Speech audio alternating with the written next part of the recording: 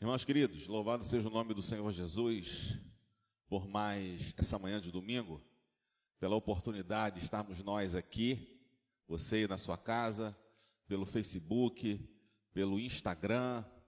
Nós estamos levando a palavra do Senhor aonde Ele permitir a gente levar. É uma tecnologia nova, mas felizmente está acessível a nós. Eu fiquei imaginando assim, se nós vivêssemos essa realidade há 100 anos atrás, nós não teríamos a oportunidade de juntos cultuarmos a Deus na nossa igreja. Não existia tecnologia para isso. Nós teríamos que ficar confinados dentro da nossa casa, sem ter o privilégio de participarmos juntos do culto do Senhor. Mas Ele permitiu meios para que estivéssemos juntos. Ele permitiu meios para que a palavra chegue da mesma maneira em todos os lugares. Isso é mais um motivo que nós temos para dar gratidão ao nosso Senhor. Eu quero te convidar a fechar seus olhos, a baixar sua cabeça, para nós iniciarmos o nosso culto na intimidade do Senhor, caminhando de mãos dadas nesse relacionamento com Ele. Vamos orar? Pai eterno, te louvamos por essa manhã de domingo, te louvamos porque o Senhor está aqui entre nós. Consagramos este culto a Ti. Tudo que fizermos aqui é para o louvor da Tua glória, para sentirmos a Tua presença, ouvirmos a Tua voz, caminharmos um pouco para mais perto do Senhor. Aceita tudo que fizermos, Pai, porque fazemos em nome de Jesus. Amém. Quero te convidar agora a abrir a sua Bíblia no livro dos Salmos, capítulo 62. Livro dos Salmos, capítulo 62, e nós vamos ler do verso 1 ao verso 5. Livro dos Salmos, capítulo 62, do verso 1 ao verso 5. Eu tenho pego, não sei se você tem percebido, textos que nós temos usado nas nossas devocionais diárias aqui na igreja. E esse texto de Salmo falou profundamente ao meu coração essa semana, por isso eu pesquei esse texto para nós lermos juntos nessa manhã. Salmo 62, do verso 1 ao verso 5. Acompanhe comigo a leitura da palavra. Assim diz a palavra do Senhor. Somente em Deus, ó minha alma, espera silenciosa, dele vem a minha salvação. Só Ele é a minha rocha e a minha salvação, e o meu alto refúgio, não serei muito abalado. Até quando acometereis vós a um homem, todos vós, para o derrubardes, como se fosse uma parede pendida ou um muro prestes a cair? Só pensam em derribá-lo da sua dignidade. Na mentira se comprazem, de boca bendizem, porém no interior maldizem. Somente em Deus, ó minha alma, espera silenciosa, porque dele vem a minha esperança. O verso 1 e o verso 5, eles se repetem. Isso não acontece aleatoriamente. Há uma razão de ser, há uma verdade profunda para nós, aprendermos com o que o Senhor está querendo nos falar. O texto fala de que há barulhos, há ruídos que querem remover a nossa paz, querem tirar o nosso sossego, e se nós dermos ouvidos a esse barulho, a nossa alma vai ficar profundamente angustiada. Ele fala que tem um exercício que nós devemos executar, para não permitir que a gente fique em desespero, e para poder trilhar o caminho da salvação. Ele diz, somente em Deus, ó minha alma, espera silenciosa. Esses ruídos não podem nos impedir de ouvir a voz de Deus. Nós precisamos respirar fundo, calar a alma e diante da palavra de Deus deixar que Ele nos fale, sossegue o nosso coração e restabeleça a nossa paz, porque só Ele é a nossa paz. Eu quero te convidar a louvarmos esse Deus maravilhoso nessa manhã, esse Deus que, em meio aos tumultos, tem autoridade para restabelecer a ordem em nossa vida. Vamos louvar esse Senhor. Espera, ó minha alma, silenciosa no Senhor.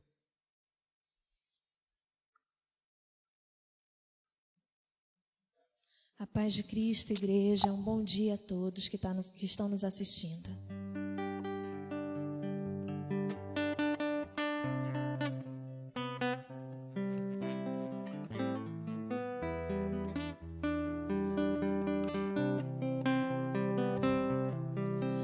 Há momentos que na vida pensamos em olhar atrás.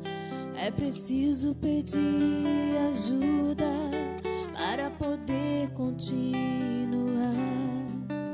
E clamamos o nome de Jesus. E clamamos o nome de Jesus. E clamamos o nome de Jesus. Ele nos ajuda a carregar a cruz. Há momentos que na vida pensamos em olhar atrás. É preciso pedir ajuda para poder continuar. E clamamos o nome de Jesus. E clamamos o nome de Jesus. E clamamos o nome de Jesus. Ele nos ajuda a carregar a cruz.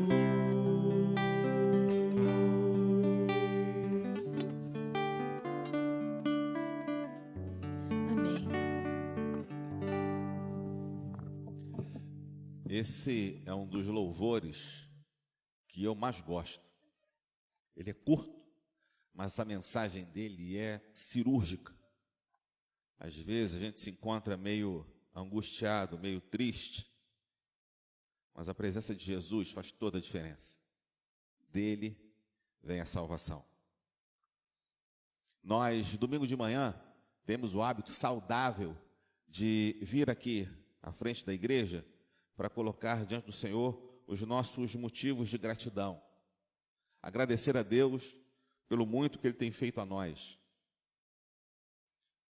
E um motivo de gratidão muito especial que nós temos hoje é que um amigo muito querido, um irmão muito querido, faz aniversário hoje.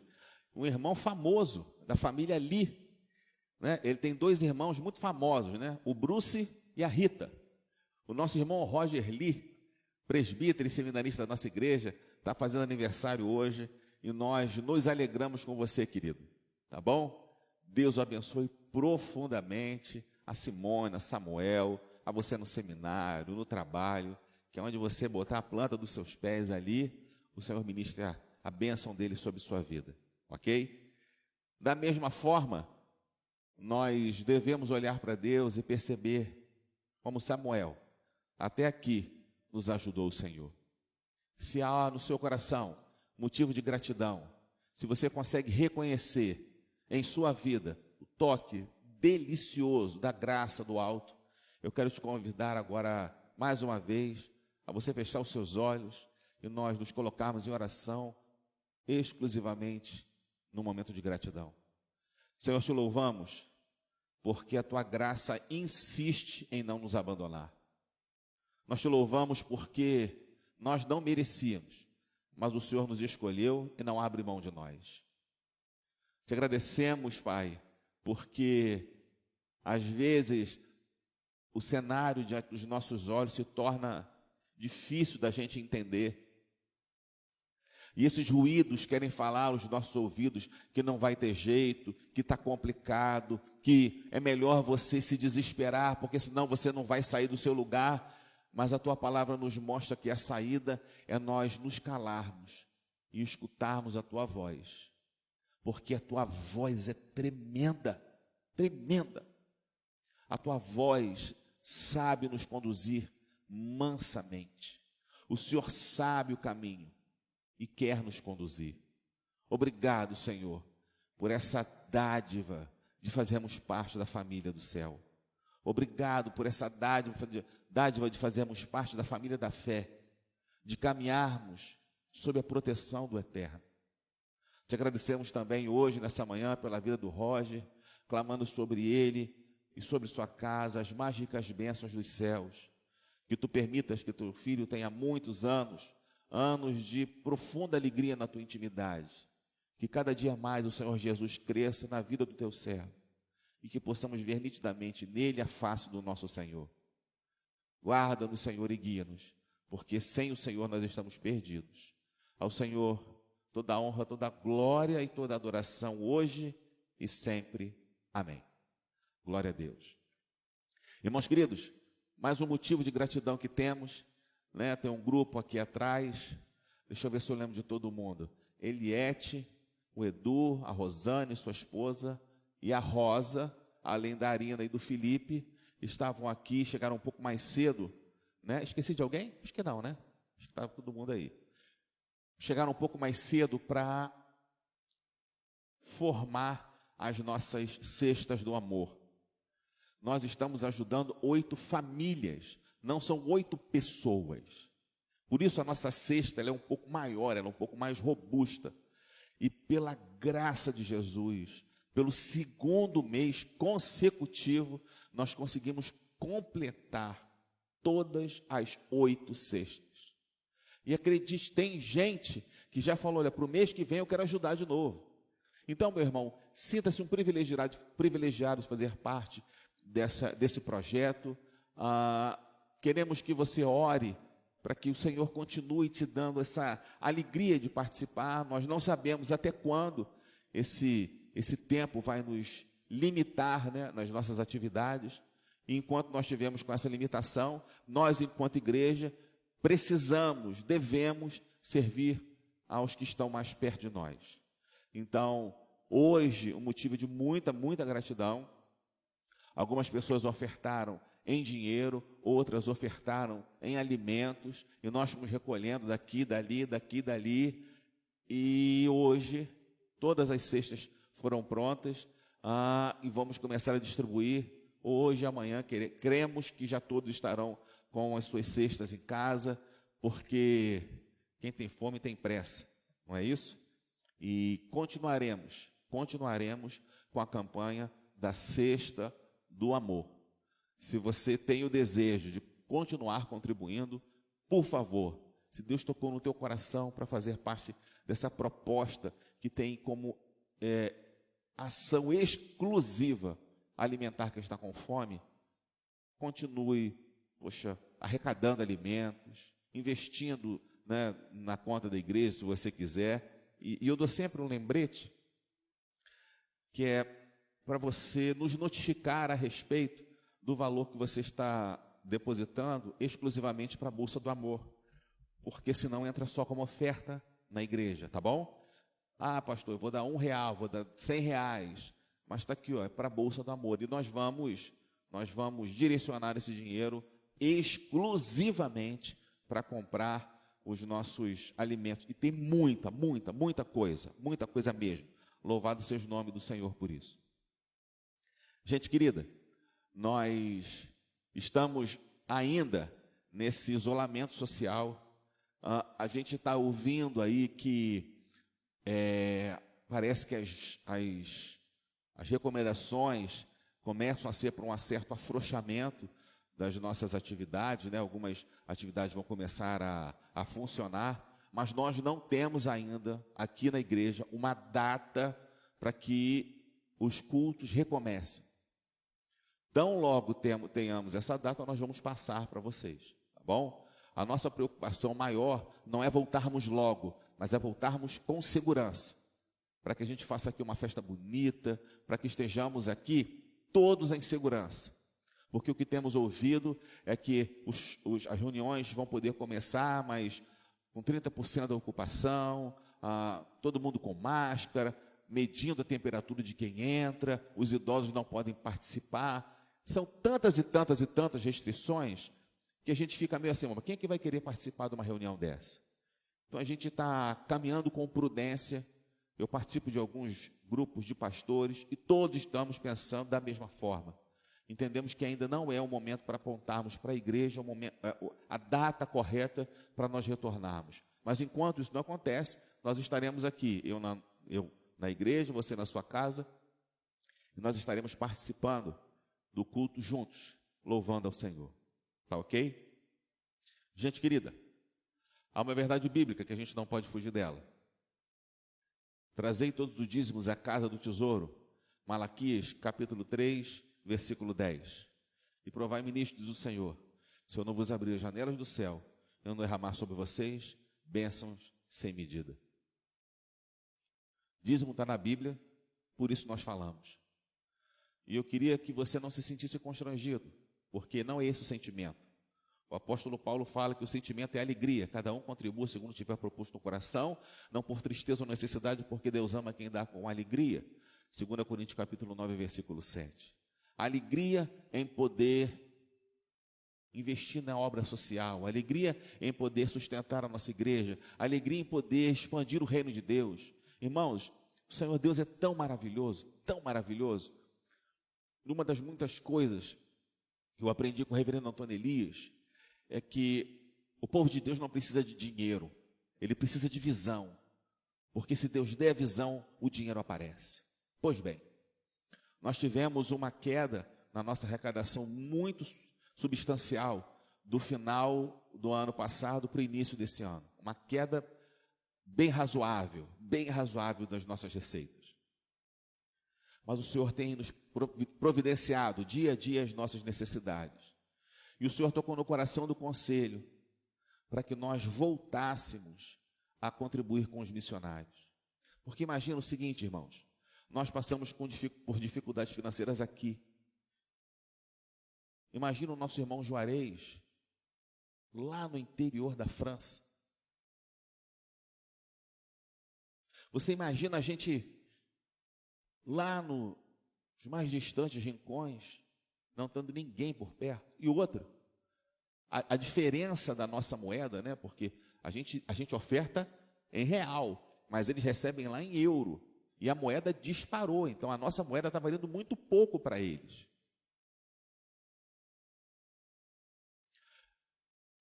A gente precisa entender que enquanto povo de Deus, nós temos essa doce responsabilidade de contribuir com o reino. E nós voltamos a contribuir, e os nossos irmãos têm recebido as suas ofertas. Tanto ele, o reverendo Juarez, quanto o reverendo Gilberto, também têm recebido a sua oferta, né, nesses 2 meses de abril e de maio. A gente tem passado aperto, mas temos podido ajudar quem está por perto e quem está longe, porque essa é a igreja de Jesus, essa é a igreja que você faz parte. Isso é maravilhoso, maravilhoso. Por isso, meu irmão, eu quero te convidar, meu irmão, minha irmã, se você já deu dízimo, louvado seja o nome do Senhor. Se você ainda não entregou o seu dízimo, faça um depósito online, faça um depósito no banco, sabe? Mas não deixe de contribuir. Mês a mês, semana a semana, eu vou continuar dando a você esse alerta, porque para nós é fundamental termos essa reserva para poder continuar investindo em todos os projetos maravilhosos que Deus tem colocado aqui na nossa igreja. Eu vou te convidar a cantarmos mais um louvor, e assim nós estaremos nos preparando para ouvir a palavra do Senhor.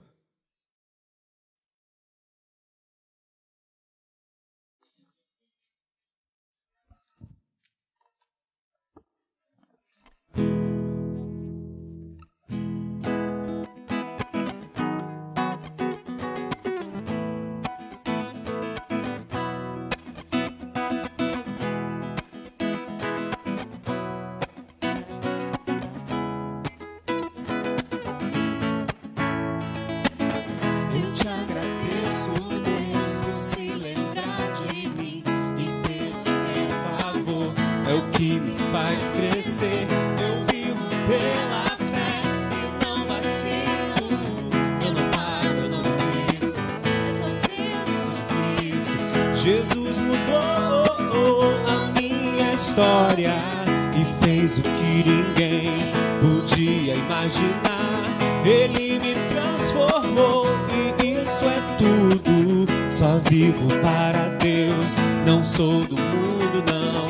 A honra, a glória, a força e o louvor a Deus e o levantar das minhas mãos é pra dizer que a ti pertenço, Deus.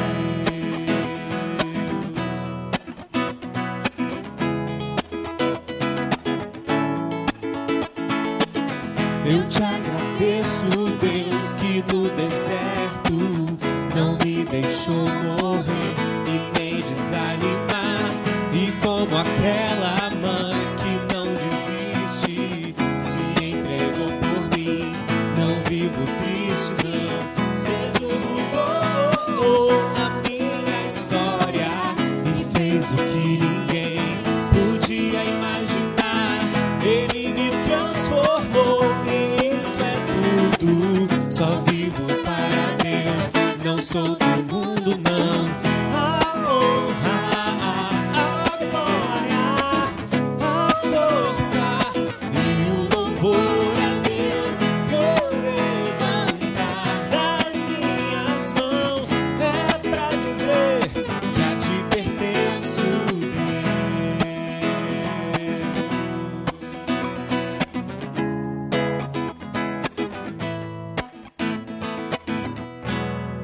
Amém.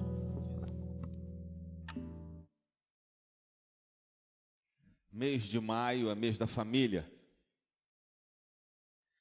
Hoje nós continuamos a falar sobre essa proposta. O pessoal do Instagram, infelizmente, não vai poder ver, mas os nossos queridos do Facebook vão mais uma vez ver e ouvir nosso teaser, aquele videozinho curto a respeito da nossa série de mensagens do mês de maio. Pode passar, filho.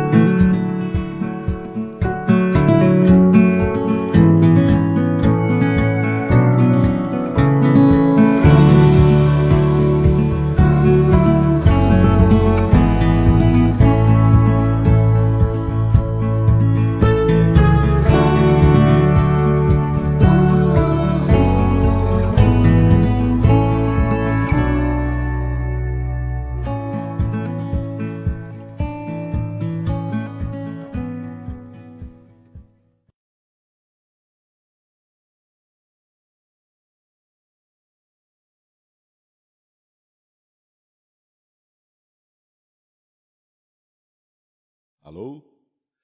Irmãos, nós estamos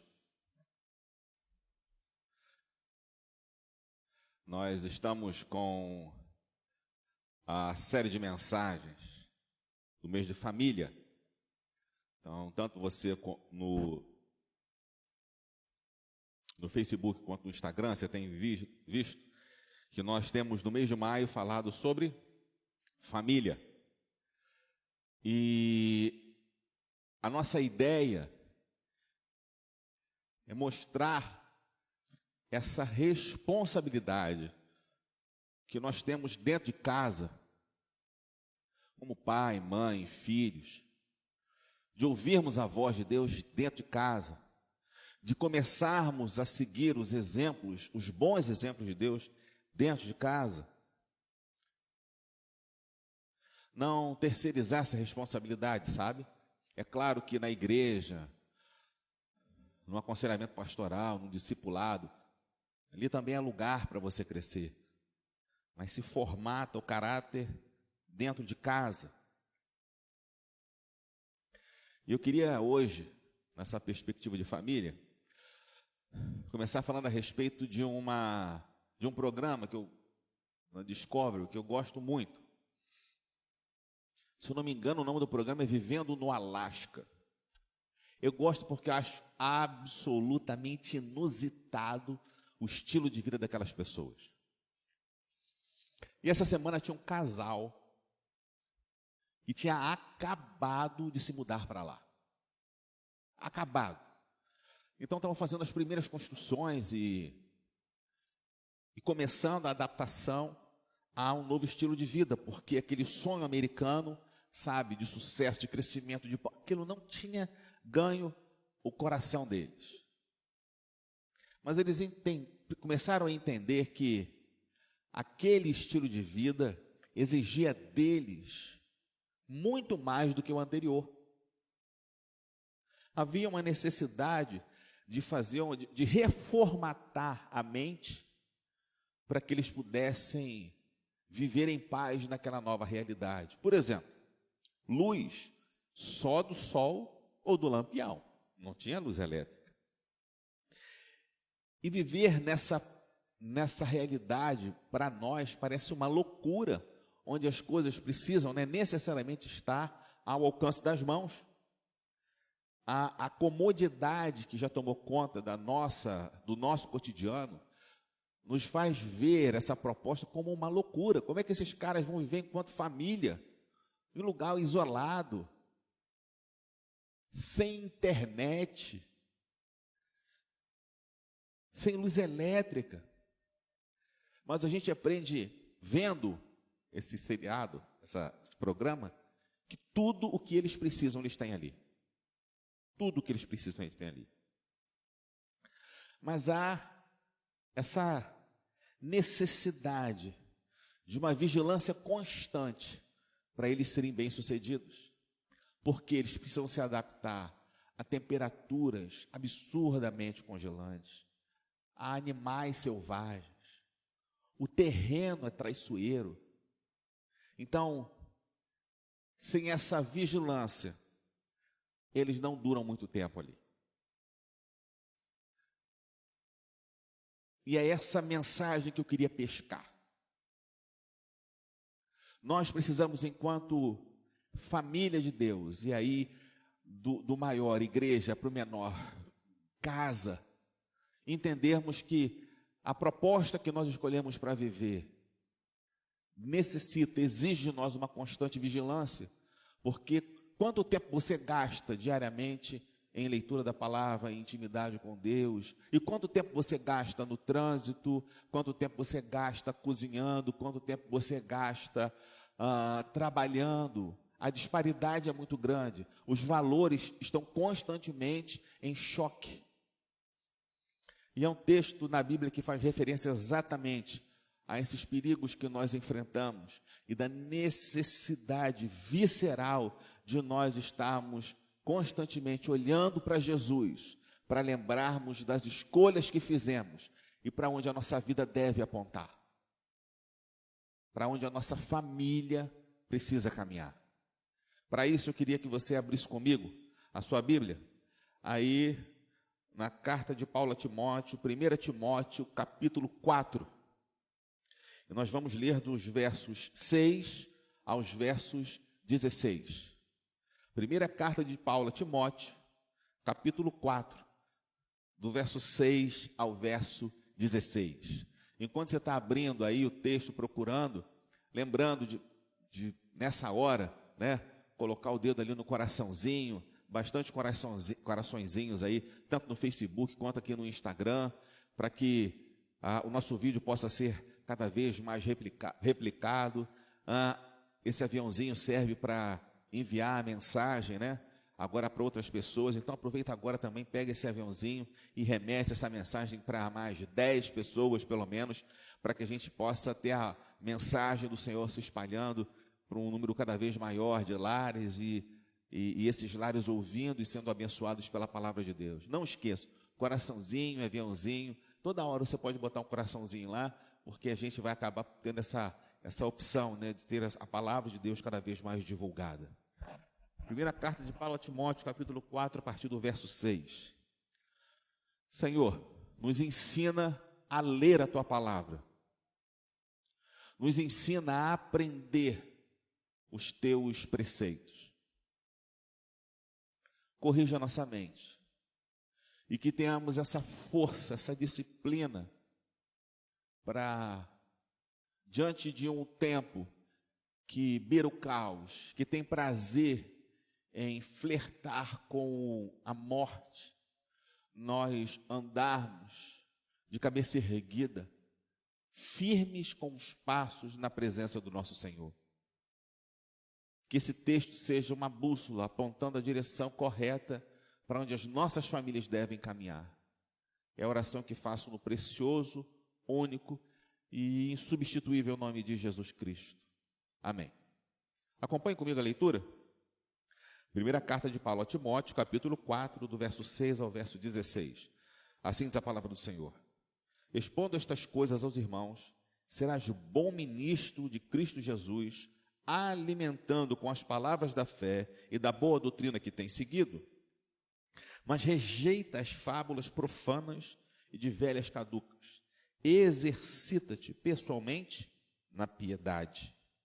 Pois o exercício físico para pouco é proveitoso, mas a piedade para tudo é proveitosa, porque tem a promessa da vida que agora é e daqui há de ser. Fiel é esta palavra e digna de inteira aceitação. Ora, é para esse fim que labutamos e nos esforçamos sobremodo, porquanto temos posto a nossa esperança no Deus vivo, Salvador de todos os homens, especialmente dos fiéis. Ordena e ensina essas coisas. Ninguém despreze a tua mocidade. Pelo contrário, torna-te padrão dos fiéis na palavra, no procedimento, no amor, na fé, na pureza. Até a minha chegada, aplica-te à leitura, à exortação, ao ensino. Não te faças negligente para com o dom que há em ti, o qual te foi concedido mediante a profecia com a imposição das mãos do presbitério. Medita estas coisas e nelas ser diligente, para que o teu progresso a todos seja manifesto. Tem cuidado de ti mesmo e da doutrina. Continua nestes deveres, porque fazendo assim, salvarás tanto a ti mesmo, quanto aos teus ouvintes. Nós já falamos aqui a respeito de Paulo e Timóteo. Paulo pega o seu filho na fé, Timóteo, um garoto novo, devia ter entre 25 e 30 anos, não mais que isso. E o leva na sua segunda viagem missionária para ensinar a esse futuro pastor como seria trabalhar como pastor de ovelhas. Quando passam por Éfeso, Paulo fala assim: isso aqui vai ser a sua primeira igreja. Um lugar onde Paulo já havia passado 3 anos, conhecia muito bem, mas ele tinha outro ministério. E a Bíblia nos ensina que só ali em Éfeso, Timóteo passou cerca de 15 anos. E uma igreja que fica localizada num dos maiores portos daquela região. Éfeso tinha um porto que era central na navegação da Ásia Menor. E como era um porto, vinha cultura de várias regiões. E essas culturas começaram a se misturar com a igreja. E aquele menino novo, seu primeiro ministério, começa a ver muita liberdade, obrigado, querida, muita lascívia batendo na porta da igreja. E Paulo está dando para ele uma instrução. E é coisa de pai para filho, né? Filho na fé. Ele chega para Timóteo e fala assim: cara, você precisa compreender quem você é, aonde você está, e qual é o alicerce que você precisa ter para viver esses dias. Você consegue compreender que é uma disciplina fincada dentro de casa? Que ele está querendo mostrar assim, olha, eu sou o exemplo. Olha como eu vivi. Mas você precisa entender que você vai viver os seus dilemas. Mas dentro da sua vida, meu filho Timóteo, você não pode deixar de incluir uma rotina que aponte para Deus. Isso é fundamental para a sua sobrevivência. Isso é fundamental para que você seja bem-sucedido no projeto que Deus estabeleceu para você. Você terá muitas vozes, muitos ruídos, muitos obstáculos, mas não abra mão de criar uma rotina que aponte para Deus. E ele começa alertando dos perigos, ele começa alertando diante desses muitos ruídos, dessas muitas propostas, de como Timóteo devia se portar. E ele fala, olha, eu estou expondo essas coisas para você, como que diz assim, senta aqui, menino, ouve o que eu tenho para falar para você. É indispensável nós termos essa relação um a um. Seja pai e filho, seja filho e pai, seja marido e mulher. Entenda que há uma profunda necessidade de haver o diálogo dentro de casa. E o diálogo aqui de Paulo é na intenção de formar a cabeça de seu filho, aquele que é mais novo na fé, para não se deixar iludir por seduções que querem colocar um doce na nossa boca. É fundamental. E a ilusão é aquela proposta de mostrar uma verdade sempre de uma maneira torta. A ilusão pega uma verdade que é boa e distorce, para que a gente pense assim, poxa, mas se eu fizer isso eu estou fazendo o que é certo. Por exemplo, trabalhar é bom e é importante? Claro, a Bíblia fala a respeito disso. É o próprio Paulo, aquele que não trabalha, que não coma. Digno é o trabalhador do seu sustento. Então, ali está falando sobre sustento. Aí vem alguns e dizem assim, muito dinheiro igual a muita felicidade. Você não precisa apenas trabalhar, você precisa trabalhar demais para você ganhar muito dinheiro, para você ficar muito rico, porque quando você for muito rico, nada vai te faltar. Você vai ser profundamente feliz. Irmão, se isso fosse verdade, não teria um número assombroso de suicídios no Japão, na Suíça e na Noruega. Porque esses países são riquíssimos. Não tem violência lá. Não tem bala perdida nesses lugares. Mas nem todo o dinheiro do mundo é capaz de fechar o buraco de quem está em profunda angústia. Só o Jesus pode fazer isso. Você quer ver uma outra ilusão? Partindo de uma verdade, casamento é uma bênção. E é. Né? Aquilo que Deus uniu não separa o homem. Não é bom que o homem ande só. Casamento é uma instituição formada por Deus. E qual é a ilusão? Eu vou casar para ser feliz. E aí tem gente se jogando numa relação sem estar emocionalmente preparado, achando que o outro tem a responsabilidade de concluir todos os sonhos que eu tenho na minha mente. Nunca isso vai dar certo. E aí a gente percebe que essas são exposições falsas que querem nos levar a seduzir, de tal maneira a trabalharmos mais e a casarmos logo. Só para citar 2 exemplos. E Paulo está falando para ele assim, cara, cuidado, não cai nessa cilada. E ele está expondo, e é muito bacana, porque ele fala no verso 6, ele está conversando com seu filho na fé, é uma conversa de pai para filho, né? E a gente podia fazer uma analogia para dentro de casa, uns com os outros.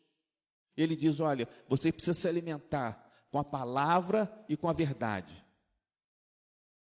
O que você precisa, meu filho, é diante de todas essas seduções, ter sua mente formatada, numa linguagem do nosso tempo, formatada na palavra de Deus. Você precisa entender que é em casa, aqui, que nós vamos ter que aprender e viver, inicialmente, todas essas doutrinas. Lutar contra hábitos e costumes que querem diluir a relevância da palavra de Deus. Nós falamos isso semana passada também. Nós vivemos um tempo que quer viver a alegria a despeito da fé. Nós vivemos num tempo, melhor dizendo, que quer viver a alegria a despeito da pessoa de Jesus Cristo. Nesse tempo, o que estava querendo iludir e formar uma brecha dentro da igreja eram as falsas doutrinas. Você consegue hoje, você que está me ouvindo, perceber o que te influencia? O que te leva a ser o que você é? O que te seduz a acordar todo dia de manhã? Porque aquilo que você sonha ser vai sugar de você a maior parte da sua energia vital. Você vai dormir e trabalhar, dormir e acordar, você vai se exercitar e se alimentar pensando nisso. Que tipo de vida você sonha viver? E aqui há um alerta de alguém mais experiente para alguém menos experiente dentro do que seria uma família, dizendo para ele assim, cara, não se deixe seduzir por algo que tem um perfume agradável, que parece uma coisa muito boa, mas que lentamente, quase sem nenhuma imposição, vai te afastar dessa comunhão com Jesus Cristo e vai colocar a sua relação com Deus em segundo lugar, em terceiro lugar. E aí quando você se percebe, você já não tem tempo de orar, você pouco abre a Bíblia, estar na igreja se torna um peso, consequentemente, dizimar está fora de questão. Isso não acontece assim. Isso é lentamente. A gente vai se deixando seduzir por propostas que parecem muito bacanas. Eu fui pastor de jovens, e eu tinha uma palavra que os jovens não gostavam de ouvir. Mas se é Bíblia, a gente não pode deixar de falar. Ah, pastor, eu estou namorando um rapaz, ele é muito bom. Ele não é crente, ele é muito, muito bom. Eu falei, que coisa boa. O senhor vê problema nisso? Eu falei, o apóstolo Paulo diz, para a gente ter cuidado com o jugo desigual. E o que eu quero falar para você, meu irmão ou minha irmã, era indiferente, é que namoro não é campo missionário. Normalmente, quando a gente está com alguém que não é da nossa igreja, nós temos que fazer concessões. E temos mesmo. Porque uma mulher que casa com alguém que não é cristão, se você está na igreja de domingo, de manhã e de noite, ele vai reclamar, você está o domingo inteiro fora de casa, e ele está com razão. Ele quer ter a mulher dele do lado dele. Não está errado. Imagina você frequentar terça de manhã, quarta noite, reunião de oração, e aí de repente você tem um trabalho da SAF, você está fazendo discipulado, tem domingo de manhã e domingo à noite. Não é errado escolher assim. E há pessoas maravilhosas que eu conheço e caminho perto delas. Mas há que se fazer concessões, sempre. E nós precisamos entender que o que o apóstolo Paulo está falando para o seu servo Timóteo aqui é o seguinte, cara, vão querer arrumar para você um emprego maravilhoso, vão querer arrumar para você uma pessoa assim que é maravilhosa, vão querer arrumar para você um estilo, um trabalho, alguma coisa que você vai poder voar na sua profissão, você vai poder crescer enquanto pessoa, e você vai poder estar num ambiente onde você vai conhecer gente de um outro nível intelectual, de um outro nível social. Isso vai ser maravilhoso para você, e aquilo a gente começa a pensar assim, cara, que coisa boa, isso é realmente muito bom, mas quando é que a presença de Jesus vai fazer referência nas suas escolhas? Porque no nosso tempo, a gente tem aquela conta, né? Se eu trabalhar mais, eu ganho mais. E o que a gente pode pensar? Se eu trabalhar mais e ganhar mais, se eu ganhar ainda mais, eu vou ter uma qualidade de vida ainda melhor. E o que há de errado em eu querer ser o melhor? Nada. O que há de errado em eu querer dar o melhor para a minha família? Nada. Contudo, à medida que você mergulha nesse número gigantesco de responsabilidades, como é que anda o seu a sós com Deus? Não esqueça de responder aquela pergunta que é fundamental. O que você faz? Para quem você faz? Quando você pensa em chegar em determinado lugar, quando você pensa em conquistar determinado sonho, você quer isso para quem? Paulo, escrevendo na primeira carta a Coríntios, capítulo 10, verso 31, diz: portanto, quer comais, quer bebais ou façais qualquer outra coisa, fazei tudo para a glória de Deus. Ele dá para a gente a resposta para essa sedução.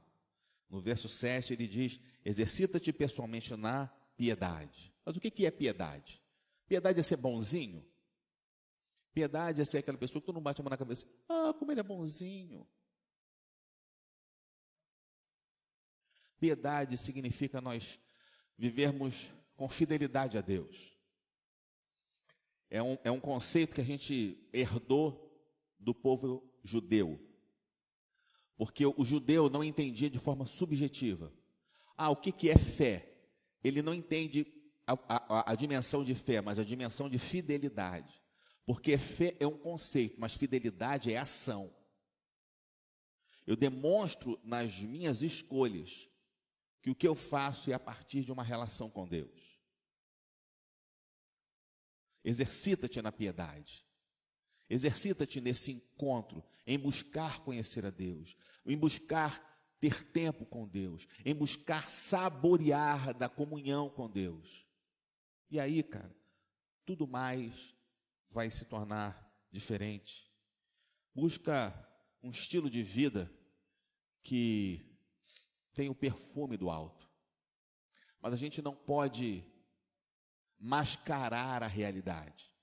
A gente não pode fingir que a igreja é uma redoma fora do nosso tempo. A verdade é que nós valemos por aquilo que produzimos.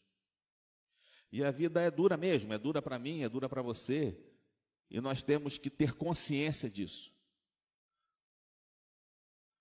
Todo dia você sai de casa, e nós vivemos hoje uma realidade bem complexa por conta desse momento que vivemos.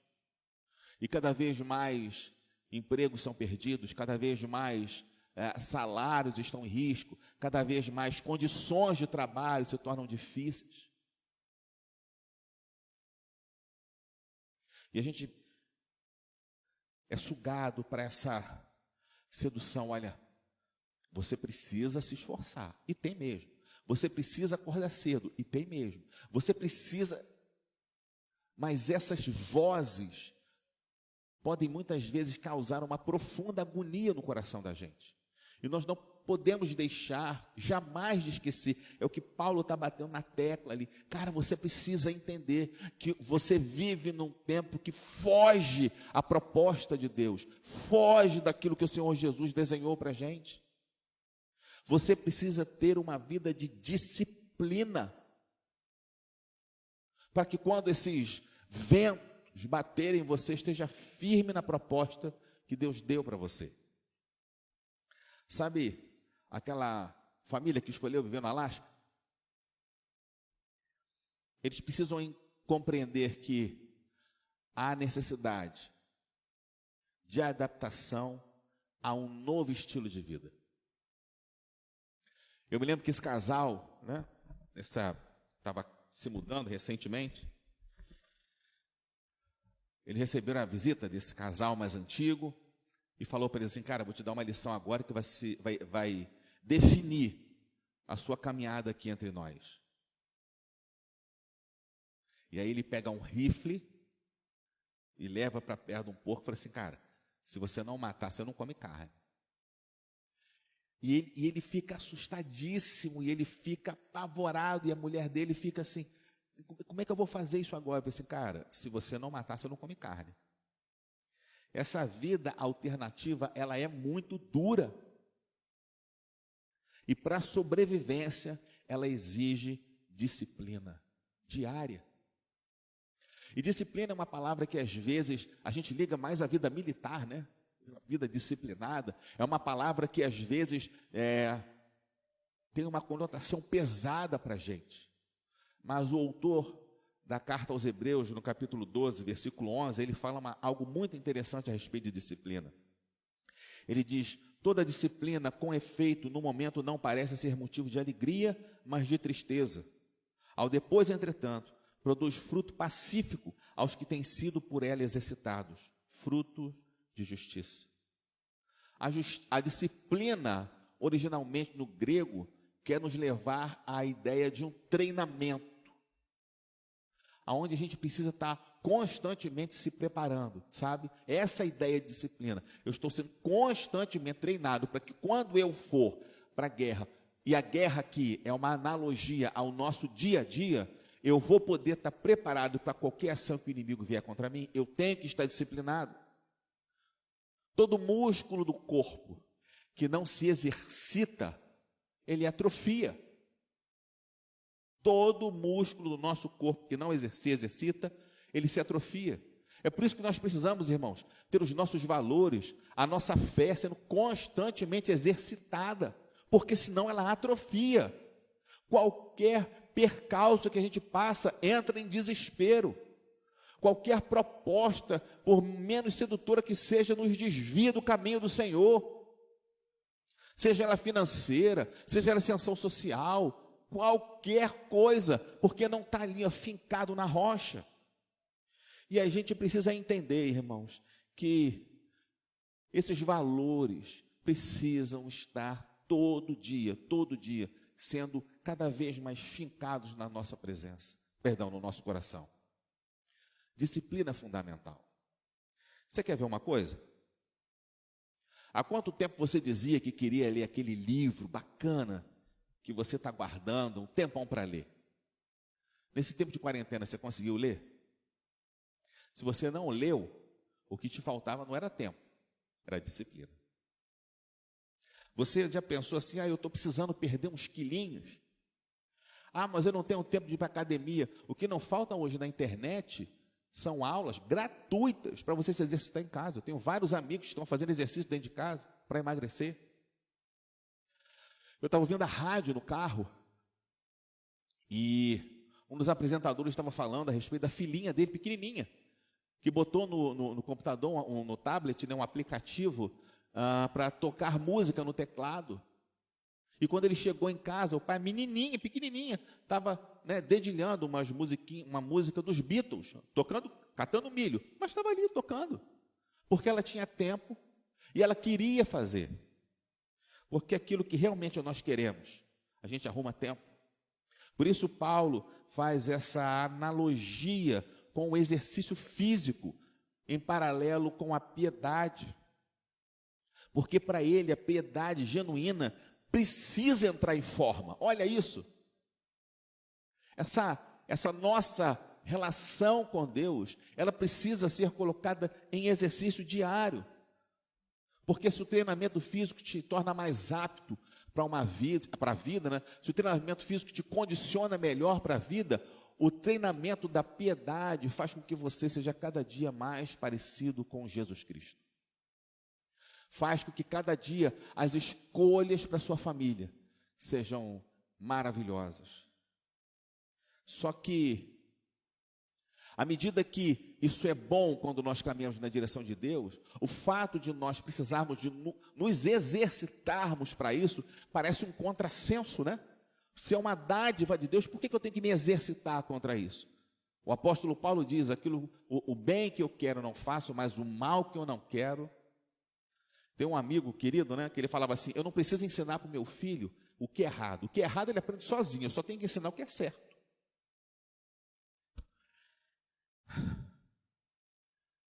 Isso é particularmente complexo para a gente, porque nós vivemos uma época onde todo mundo quer tudo na mão.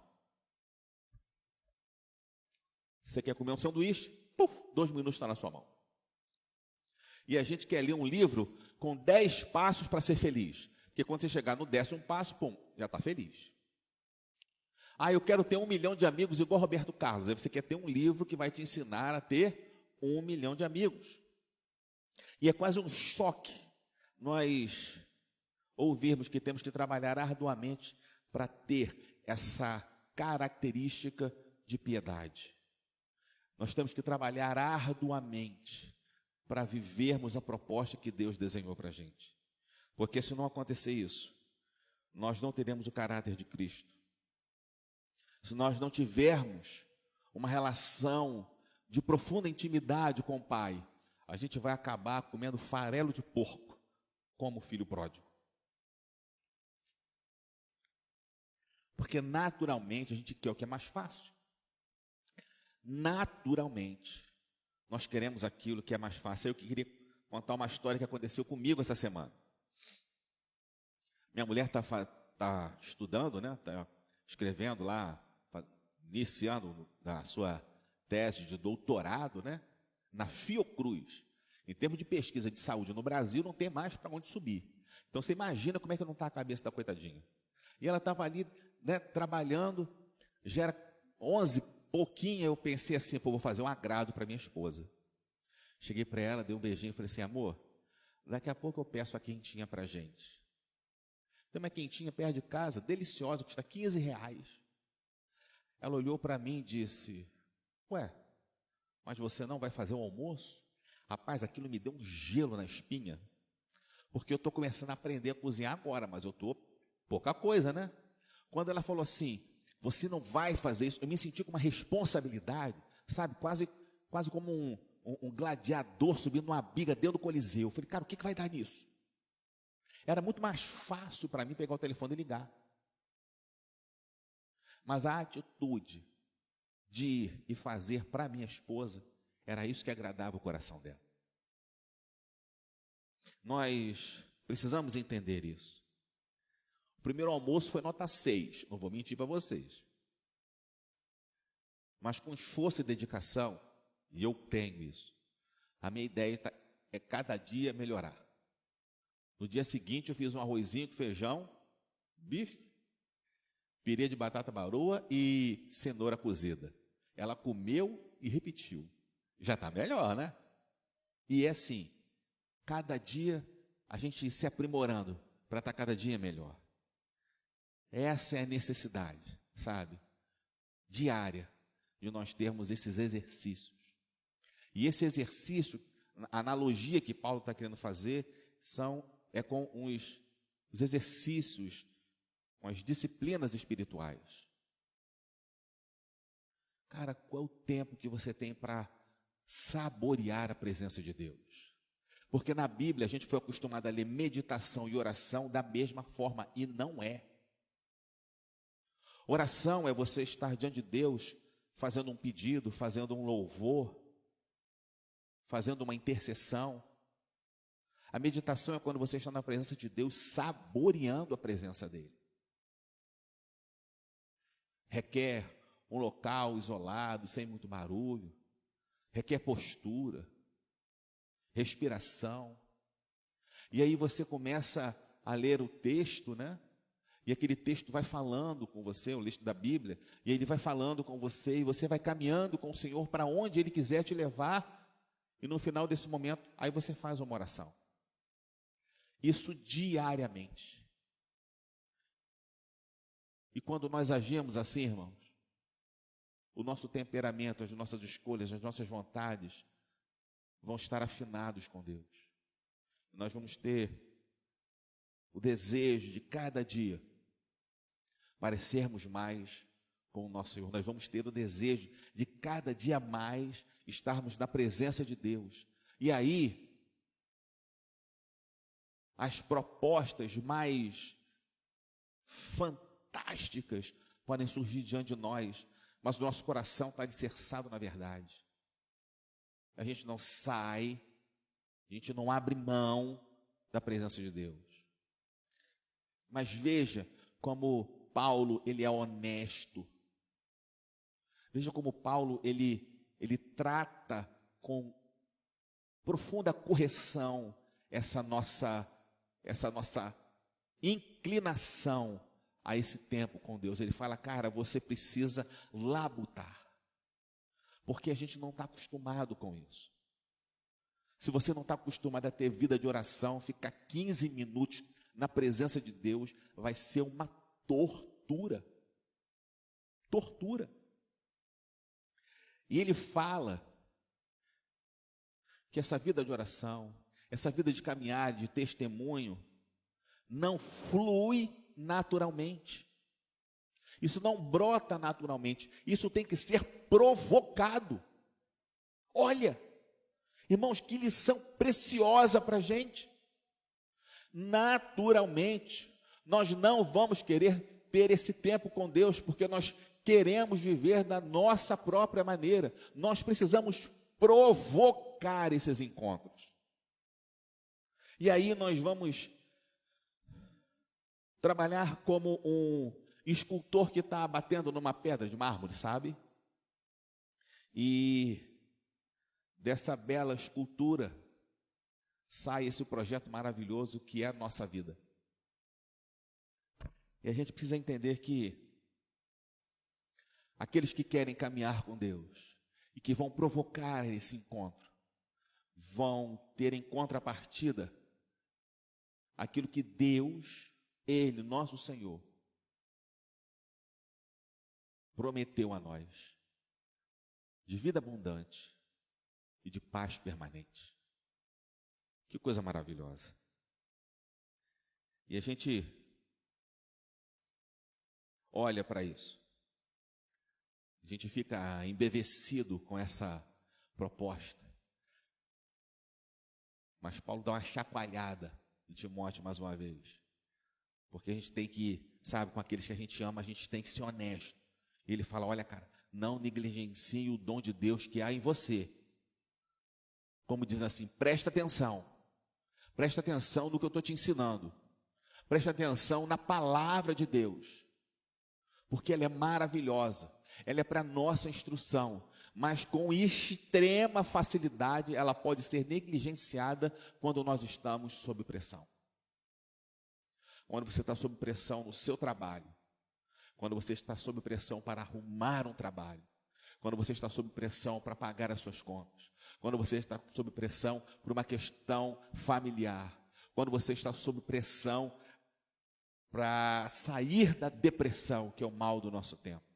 Essas pressões têm o poder, se a gente deixar, de esmagar os nossos valores e de nos afastar da presença de Deus e de duvidar do amor dele por nós. Presta atenção, Timóteo. Presta atenção. Não deixa isso que eu estou te falando, isso que você está aprendendo, entrar por um ouvido e sair pelo outro. Permita-se confiar nessa palavra. Deixa essa palavra criar raízes profundas no seu coração. É essa analogia que ele faz aí, ó. medita nessas coisas, deixa isso criar raízes profundas lá dentro do seu coração.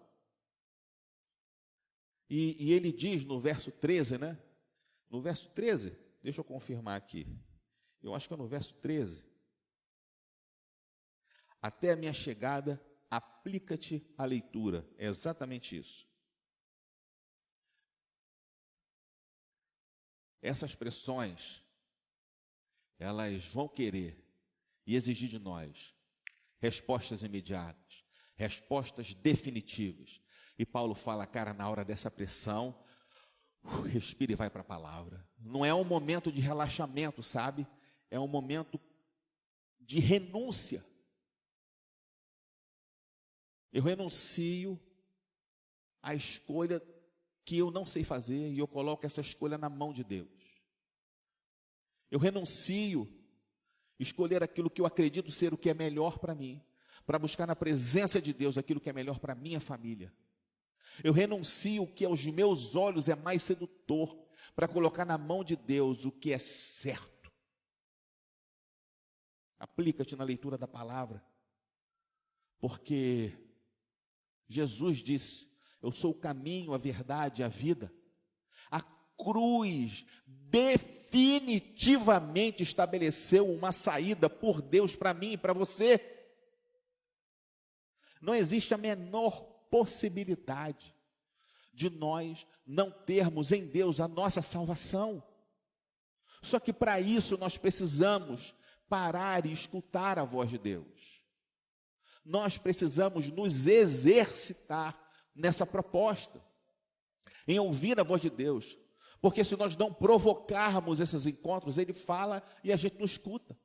A grande questão é que nós estamos vivendo hoje necessariamente um isolamento social, essa quarentena. Você obrigatoriamente parou, mas a pergunta é, você tem ouvido a voz de Deus?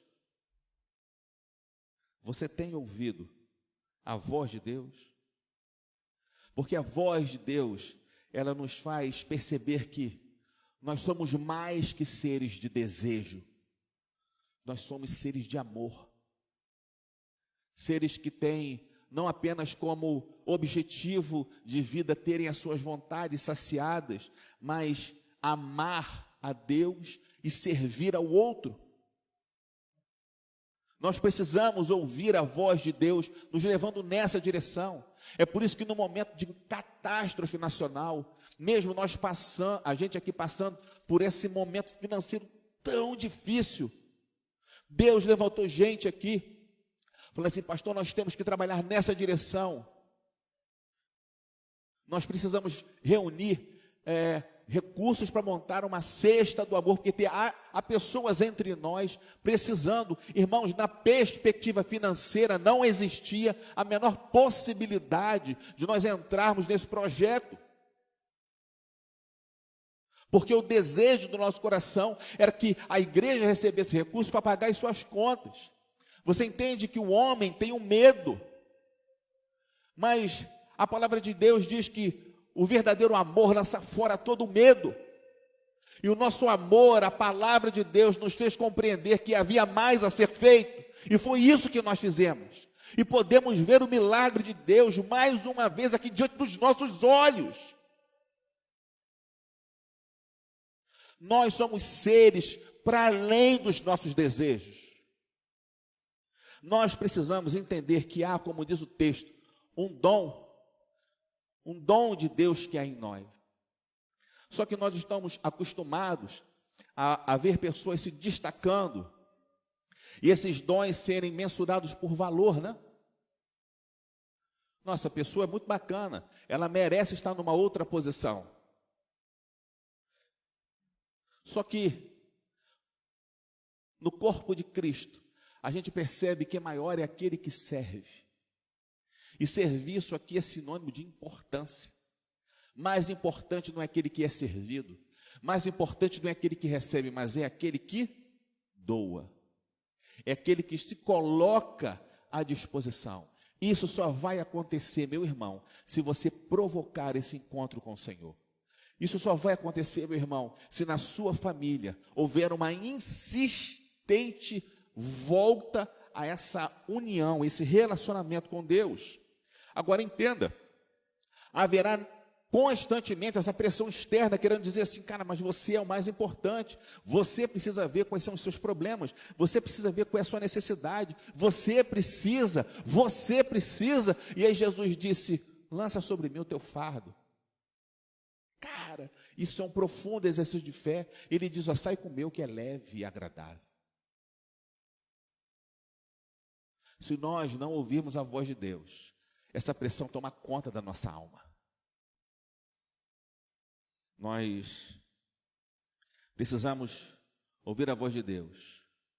Nós precisamos, como diz no verso 16, prestar atenção. Presta atenção, Timóteo. O que Paulo está querendo falar com ele assim, que tipo de pessoa você está se tornando? Que tipo de pessoa você está se tornando? Que tipo de pessoa você está se tornando? Um discípulo de Jesus, que quer ser igual a ele, ou você está se tornando um crente que vai à igreja só para ouvir a palavra e cumprir com uma obrigação? É algo do tipo, faço o que eu mando, mas não faço o que eu faço. Esse aviso de Paulo é para a gente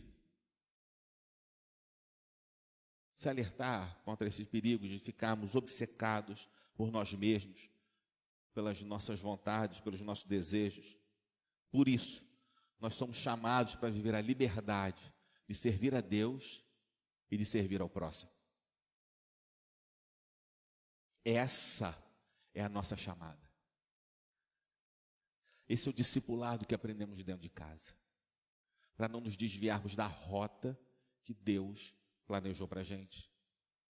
E aí ele, no finalzinho do verso 16, ele conclui dizendo qual é o porquê de tudo isso.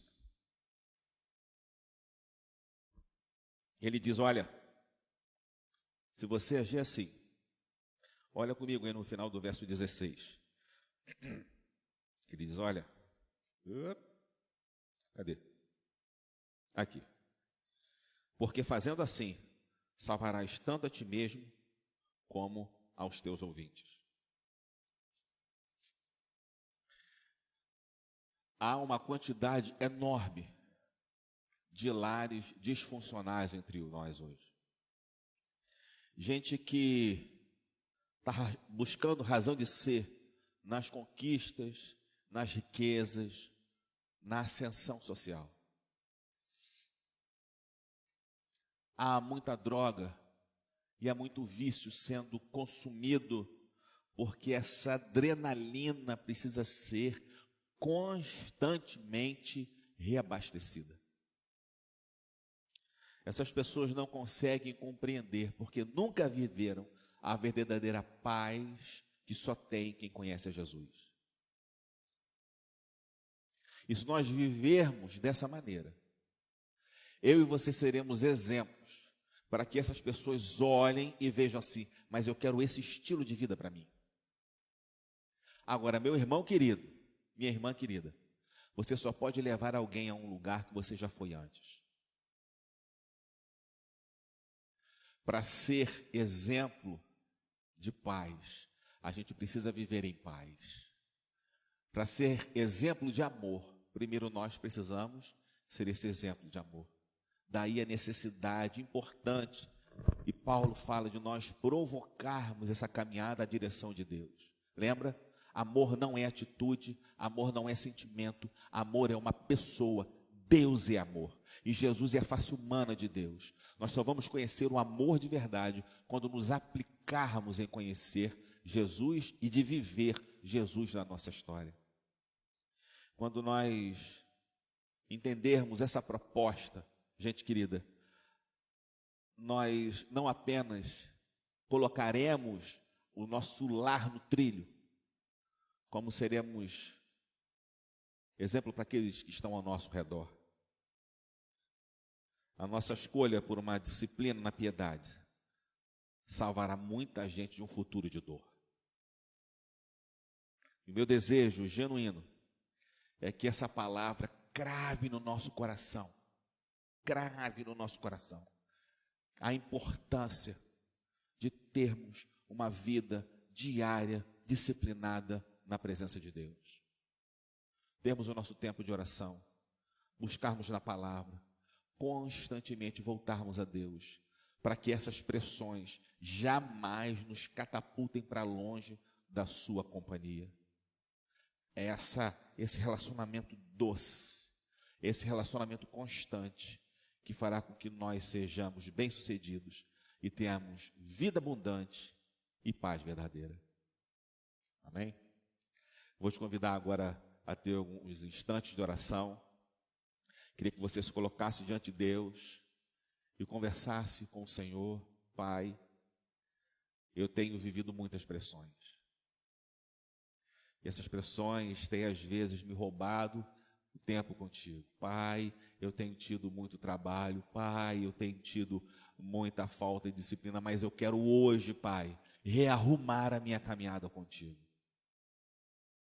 Eu quero fazer isso não no domingo de manhã, mas eu quero fazer isso durante os meus dias, para que as minhas escolhas, a minha face, resplandeça a face de Jesus. Vou pedir para você ficar alguns instantes em silêncio, depois nós vamos ouvir mais um louvor.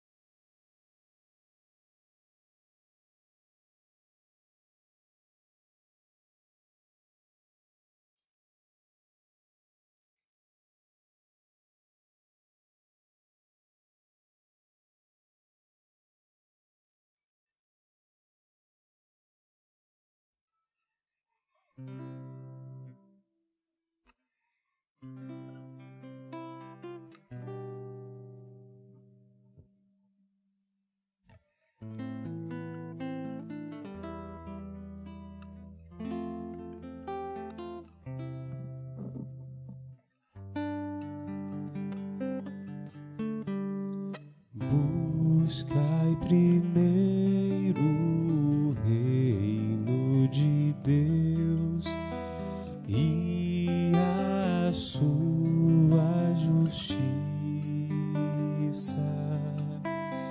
Todas essas coisas vos serão acrescentados. Aleluia, aleluia. Buscai primeiro o reino de Deus e a sua justiça. Todas essas coisas vos serão acrescentadas. Aleluia, aleluia.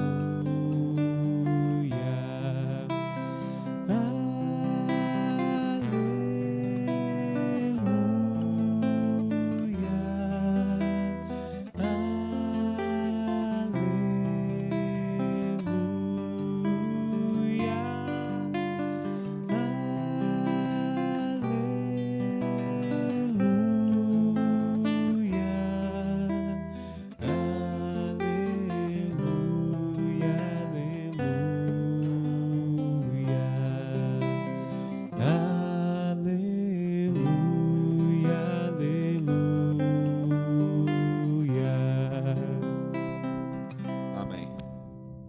Vamos encerrar nosso culto. Vou aproveitar agora para orar também pela irmã do Márcio, né? Se eu não me engano é Ilzimar o nome dela, que é enfermeira e tem um pai de 60 anos e acabou de se contrair coronavírus. A gente está nesse momento tão difícil, né? Então vou encerrar agora orando por ela e depois nos despedindo com a bênção apostólica. Senhor, nós pedimos que a tua boa mão, Pai, remova esse vírus da vida da Ilzimar, que em breve tempo tenhamos a notícia da sua recuperação, que ela tome todas as precauções necessárias, que ela siga todas as orientações e que tu fortaleças o corpo da tua filha em nome de Jesus. Dá paz, dá cuidado também à sua casa nesse momento tão sensível. Protege-nos, Pai. Marca-nos como tu fizeste na época do Egito. Marca-nos os umbrais das nossas casas, para que esse vírus não entre dentro dos nossos lares. Em nome de Jesus. Amém.